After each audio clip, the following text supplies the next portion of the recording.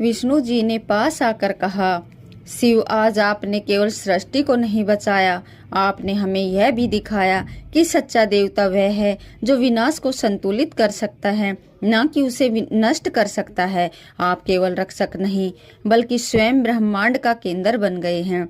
ब्रह्मा ने सिर झुकाकर कहा, आपने जो किया वह कोई और नहीं कर सकता था, यह केवल आपके भीतर संभव था। आपने विश्व को अपने भीतर संतुलन में रखकर सृष्टि को जीवित रखा। शिव का शरीर धीरे धीरे तपने लगा। उनके मस्तक से पसीने की बूंदें गिर रही थी, जो धरती पर पड़ते ही पवित्र झरनों में बदल गई। आकाश में बिजली कौंधी और देवता भयभीत होकर बोले, यदि यह ताप बढ़ गया तो सृष्टि पुनः विनाश के कगार पर होगी।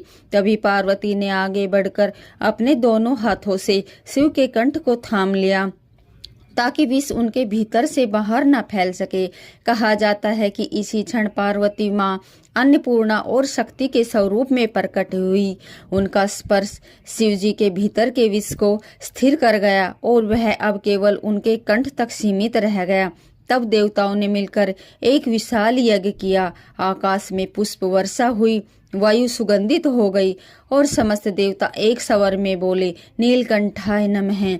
इसी यज्ञ के दौरान शिव का एक रूप नए स्वरूप में बदल गया। उनके गले में विष का नीला प्रतीक चमक रहा था, पर उनका मुख दिव्य शांति से परिपूर्ण था।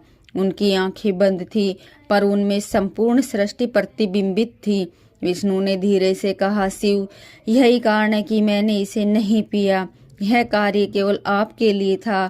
केवल आप ही विष को विष न मानकर तत्व के रूप में देख सकते हैं।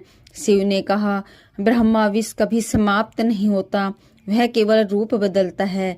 जब जब सृष्टि अहंकार में डूबेगी और मानव अपने भीतर के संतुलन को खो देगा, हलाहल फिर प्रकट होगा, लालच, घृणा, हिंसा और अज्ञान के रूप में।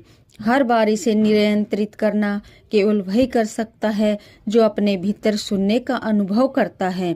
विष्णु मुस्कुराए और बोले, इसलिए हे महादेव, आप काल के भी काल हैं। और आप विष्णु मुस्कुराए और बोले, हे महादेव, आप काल भी हैं और कल्याण भी। आपके बिना कोई युग संपूर्ण नहीं होता। शिव ने दृष्टि आकाश की ओर उठाई और कहा, यह तारक लोक, सूर्य, चंद्रमा और नक्षत्र सभी समुद्र मंथन के परिणाम हैं। हर अमृत के साथ विष भी उत्पन्न हुआ, क्योंकि सृष्टि तभी संपूर्ण होती है जब दोनों का संतुलन हो।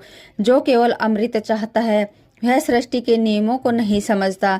तभी एक रहस्य में नीली आभा शिव के चारों ओर फैल गई। देवताओं ने देखा